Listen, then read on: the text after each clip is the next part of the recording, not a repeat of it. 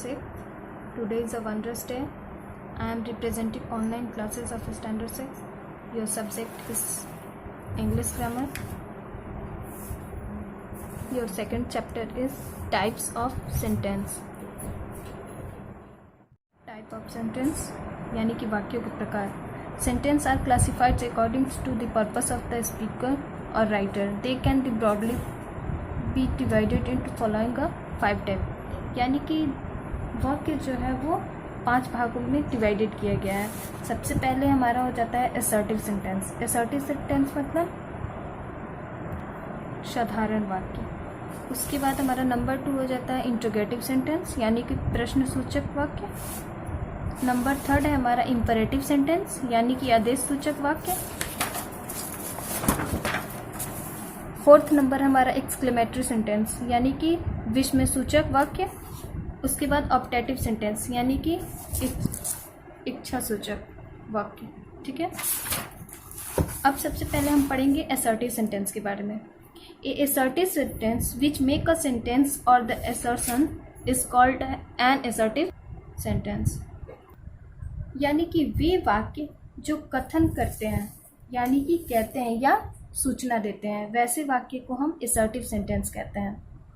It's tell us somethings about the subject, जो कर्ता के बारे में कुछ कहते हैं. An assertive sentence can be the either positive यानी कि अफर्मेटिव और निगेटिव इन नेचर. ये सेंटेंस सकारात्मक और नकारात्मक दोनों ही प्राकृतिक रूप से हो सकते हैं. In assertive sentence the subject is the mostly placed before the verb and the full stop is used at the end of the sentence. यानी कि क्रिया के पहले हम वाक्य में सब्जेक्ट्स ऐड करते हैं और क्रिया के बाद हम फुल स्टॉप यानी कि सेंटेंस के अंत में हम फुल स्टॉप का यूज़ करते हैं. असर्टिव सेंटेंस को भी 2 भागों में कन्वर्ट किया गया है. एक है हमारा एफर्मेटिव और दूसरा है हमारा निगेटिव. एफर्मेटिव सेंटेंस का मतलब साधारण वाक्य, सकारात्मक वाक्य, और निगेटिव यानी कि नकारात्मक वाक्य.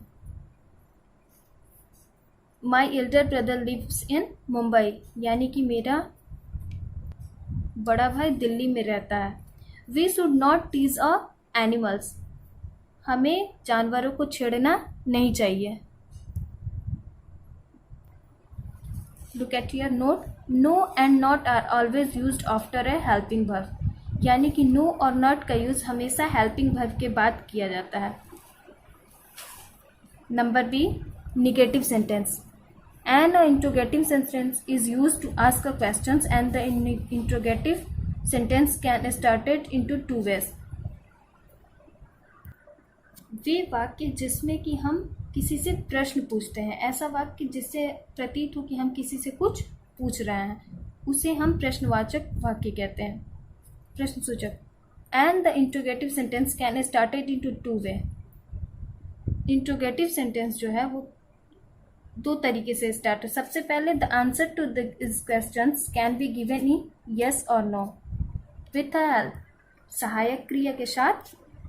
और दूसरा नंबर है with a question word. Question word यानी कि what, why, where, who, when, how, ये सारे क्वेश्चंस वर्ड होते हैं. Remember, N interrogative sentence always and with a marks of interrogation. यानी कि जब भी हम प्रश्न पूछते हैं तो प्रश्न के अंत में यानी कि वाक्य जो रहता है उस वाक्य के अंत में हम इंट्रोगेटिव सिंबल यानी कि इंट्रोगेशन मार्क्स का यूज़ करते हैं, जिसको हम लोग प्रश्न सूचक चिन्ह कहते हैं. अब हमारा नंबर 3 है इंपरेटिव सेंटेंस यानी कि आदेश सूचक वाक्य. And the imperative sentence is one which the express and commands, request, advice and the entreat. It is generally this the types of the sentence started with the verb. यानी कि ऐसा वाक्य जिन वाक्यों से आदेश, निवेदन, सुझाव व प्रस्ताव दिया जाता हो उसे हम आदेश सूचक वाक्य कहते हैं. Generally this type of sentence started with the verb.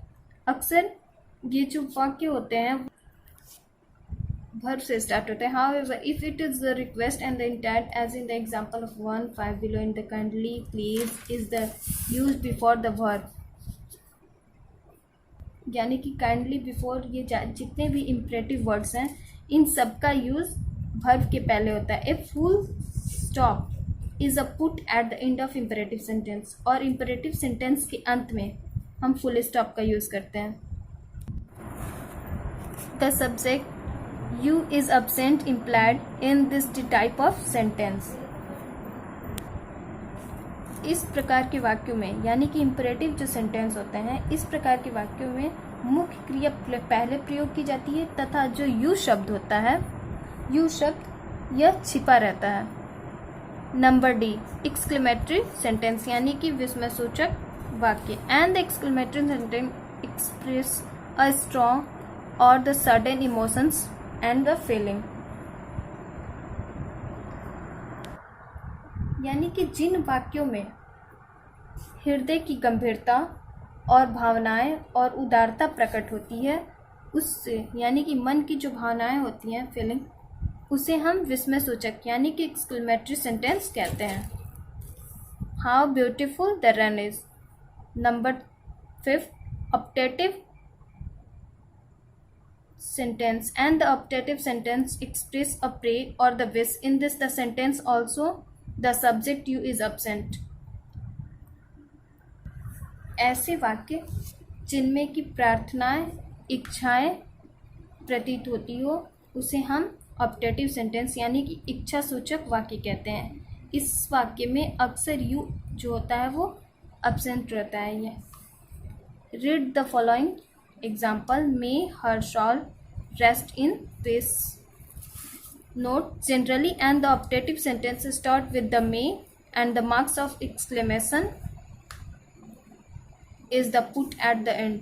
कह रहे कि अक्सर जो ऑप्टेटिव सेंटेंस होता है वो मे से स्टार्ट होता है एंड मार्क्स ऑफ द एक्सक्लेमेशंस, और जो चिन्ह होते हैं वो विस्मयादि चिन्ह होते हैं, विस्मयादि सूचक चिन्ह होते हैं जो लास्ट में यूज़ किया जाता है। Look at here.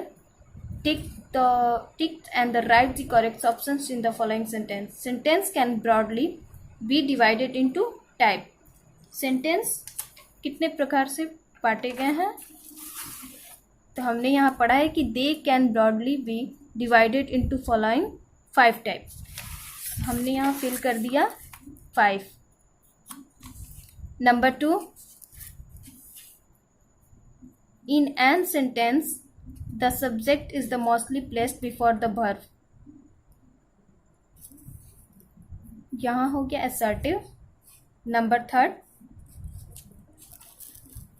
in and dash sentence the subject you is absent, implied,